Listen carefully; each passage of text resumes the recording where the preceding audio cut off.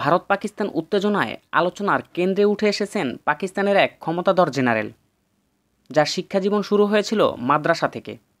এতদিন আড়ালে থেকে কাজ করলেও ভারত পাকিস্তানের সম্ভাব্য যুদ্ধ মোকাবেলায় হয়ে উঠেছেন পাকিস্তানের নেতা। কঠোর ভাষায় বার্তা দিয়ে বিশ্বকে জানিয়ে দিচ্ছেন পাকিস্তানের সামরিক অবস্থানের কথা।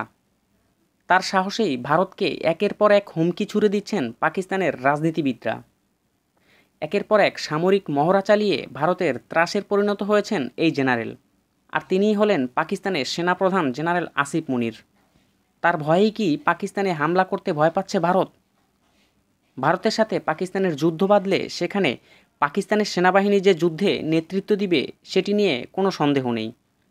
পাকিস্তানের প্রধানমন্ত্রী শাহবাজ শরীফের কণ্ঠেও শোনা গেল তেমন কথা। তিনি সোমবার ভারতকে হুঁশিয়ার করে বলেন, ভারতের যে কোনো আগ্রাসনের বিরুদ্ধে পাকিস্তানের সাহসী সেনাবাহিনী পুরোপুরি প্রস্তুত, পুরো জাতি সেনাবাহিনীর পাশে ঐক্যবদ্ধ। এর আগে গেল বৃহস্পতিবার পাঞ্জাব প্রদেশের এক সামরিক মহড়া পরিদর্শনে যান জেনারেল আসিফ মুনির। সেখানে এক সামরিক ট্যাঙ্কের উপর দাঁড়িয়ে তিনি ভারতের উদ্দেশ্যে ছেড়ে দেন কঠোর বার্তা। তিনি বলেন, ভারতের সামরিক অগ্রাসনের জবাব খুব দ্রুত দেওয়া হবে এবং সেটি হবে ভয়ানক। 2022 সালে সেনাবাহিনীর দায়িত্ব নেওয়ার পর থেকেই পর্দার আড়ালে থাকতে পছন্দ করতেন পাকিস্তানের সবচেয়ে ক্ষমতাধর ব্যক্তি জেনারেল আসিফ মুনির।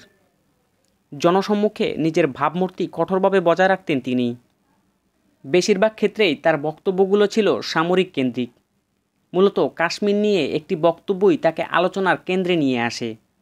গত 17 এপ্রিল ইসলামাবাদে প্রবাসীদের সাথে এক বৈঠকে জেনারেল আসিফ মুনির বলেছিলেন, মুসলিমরা হিন্দুদের থেকে সব দিক দিয়ে আলাদা।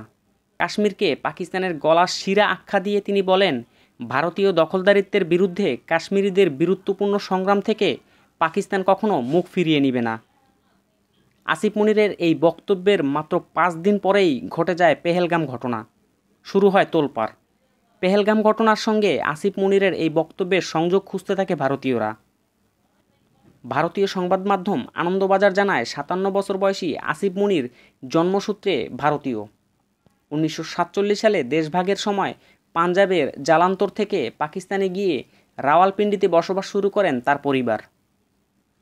আসিফ মুনিরের বাবা ছিলেন স্থানীয় মসজিদের ইমাম।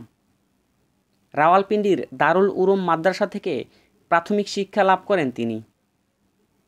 মনিরুল ইসলাম, দ্য এসএস প্রো, ঢাকা।